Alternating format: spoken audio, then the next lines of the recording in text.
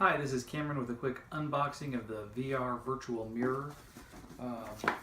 Just got this in the mail. I'm intrigued. I wouldn't say I'm excited. I'm intrigued because I know it's not a sweet Vive or Oculus, but you know, let's just see if we can have some fun. It's a low cost VR option. So opening up the box here, we've got the unit in some bubble wrap, keeping it somewhat secure. Take the bubble wrap off, and yeah, not much to it. You can see it right there. Looks like right away I notice pretty good amount of foam right here for your face, for your forehead.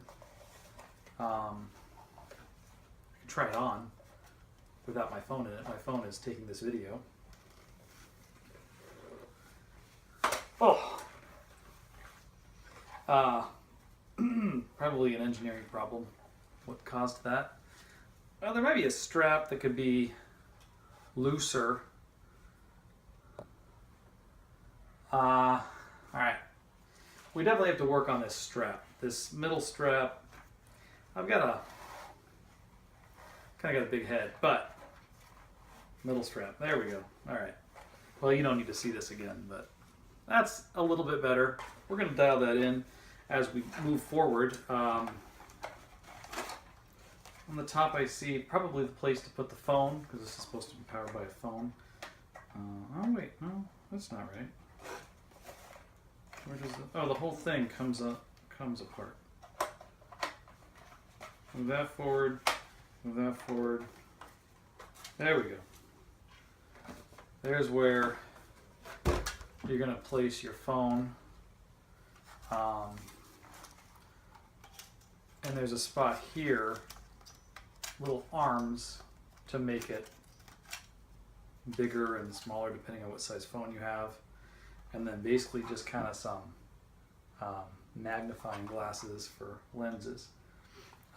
But I think the whole point is to keep it in an enclosure so you're not seeing anything else, and magnify the screen, fill up your whole eye range of motion. All right, other things in the box, not a lot. This is it. The user manual, which is in, okay, it's got English as well as another language that I'm unfamiliar with. But there is somewhat of a user's manual. Find out later how useful that is. And then a cleaning cloth with a wet wipe and some kind of cushion thing, who knows. All right. Well, hope this has been helpful. Maybe later I'll be able to do a live demonstration or something, but that's what's in the box for the virtual mirror. Thanks.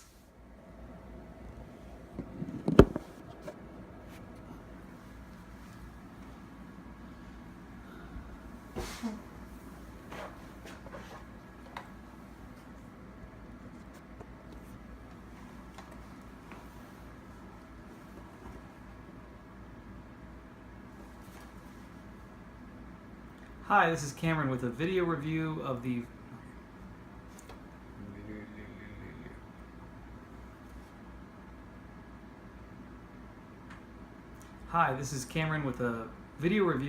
virtual reality glasses. It just says virtual mirror on it. I don't think that's actually what it says on Amazon, but that's what it says here on the product, and that's what I'm reviewing. VR headset, pretty generic. I wanted something to just kind of try out virtual reality on my iPhone, and so I picked this up. Didn't cost too much, something to play around with, and that's what I got. It has cool features that are probably standard on all virtual reality headsets. A nice foam padding against your forehead, really helpful. It's got adjusters right here that let you adjust the zoom in and out because it does blow up the image so it fills up your whole eye, and also it lets you figure out how cross-eyed you want to be. And that is a really useful feature, and I've heard that other virtual reality headsets don't offer that necessarily. So really glad to have that, and once I did play around with it, I was like, whoa, okay, that helped a lot. The door here opens up. It's magnetic, so you just pop it open. This closes, opens just like that. And you can see inside there's two big lenses right there. You can see my eyeballs maybe. So the idea is right here, these little arms open up on both sides. And so it's pretty easy to get the phone in there. Not that it needs to, you've got this kind of mechanism on a car mount and you really just want to slam it in and pull it out when you're done. It takes a little more time than that because you have to open each thing individually. But it doesn't really matter because you're going to put it in there and then you're going to play for an hour. You're probably going to play for a minute. But you're not going to do it very often is my point. So it's a little, takes a minute to get it in there, but not a big deal. And then you can line it up. It would be kind of nice if there was an easier way to, once you got the app open, line it up in the center. You can use this bar sort of. You can kind of like watch it as it closes and then hope you got it in the right spot. And it is important because there's no way to really adjust it once it's in there and it's on your head other than doing this number, which I did several times. Get over, Oh, too far. Give it a little shake. It would be nice if there was an adjustment for that would actually, like a little slider that would move your phone left and right. Because if it is not dead center, you will constantly see something out of the corner of your eye that is inconsistent with what you're supposed to be seeing, and it is distracting. It's really distracting. So that's one thing that would be nice on the cons, on the negative side. Other negative is it really pinched my nose, and it was impossible to get it into a position where it didn't pinch my nose. I could still play with it, and that was fine, but you'll probably have a more narrow nasal cavity than me, and you won't even notice it. But for me, it did pinch my nose, and that was irritating. The strap works fine. It's kind of a little shallow up on top, but it is adjustable, so you can, I guess I could have adjusted that more. So the strap works great. It definitely stays firmly on my head. I put in my Bluetooth headphones, and the strap went over my ears, which kind of pushed the headphones into my head, but it wasn't a big deal. I didn't think there was anything wrong with that. And yeah, you don't get any light coming through here. All you get is the screen. So it does immerse you. I was happy to see that. I was glad that it had a little magnifying effect. Overall, I am happy with this for the price point that it is asked at. I'm going to be frank with you though, if this is your first time doing virtual reality on an iPhone, you're not going to probably get real into it. And I think a main problem is number one, graphics. These are not PS4 graphics. These are they're PS1 graphics at best. Number two is you need an input device to make this VR stuff successful. You need a controller of some kind. I don't know if they make one for iPhone, but everything is just staring at something, and one game I was playing, it just constantly shot bullets. So you would just constantly run out of bullets. You're supposed to be aiming at things on the screen, but you don't get control over when you pull the trigger. So in addition to the zombies not really looking like zombies, not really getting you, just kind of makes a sound when it goes past you, and you assume that you've been, some health has gone away, and but still fun for a couple kicks.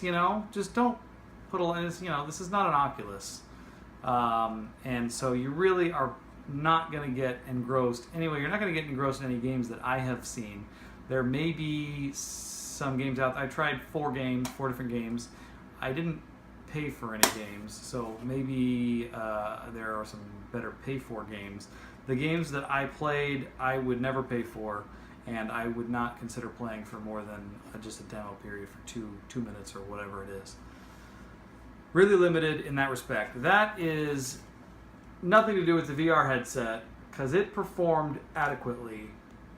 It only has to do with your expectations for playing the game, which this little talk would have been good for someone to have with me before I bought this. But I kind of thought that might be the case, so I didn't go nuts on the headset. And so at the price point that it's at right now, $30, you know, there are other headsets on the market for $30. I think they probably have similar features. There are some cheaper ones that I saw that didn't have like the focusing and things, which is nice to have. So if $30 is cheap for you, then I would have no hesitation in doing that. If you want to get a little cardboard thing or whatever to try it out and see if it's your thing, well, that'd be fine too. But it is immersive. It does all the functions that it says it does. It would be nice if there was a slider in here to adjust the left or right position, and it would be nice if it didn't pinch my nose. Those are my only 2 complaints, and that's how I feel. So this is getting a 4 out of 5 stars from me. If it was either $15 cheaper or it didn't pinch my nose and had a little slider, it would have gotten 5 stars. That's how I feel. So hope this has been helpful. Hope you go out there and have some fun, and then maybe that whets your appetite. You go out and spend, you know, $1,200 on whatever PSVR or Oculus or whatever it is. All right, this has been Cameron. See you next time.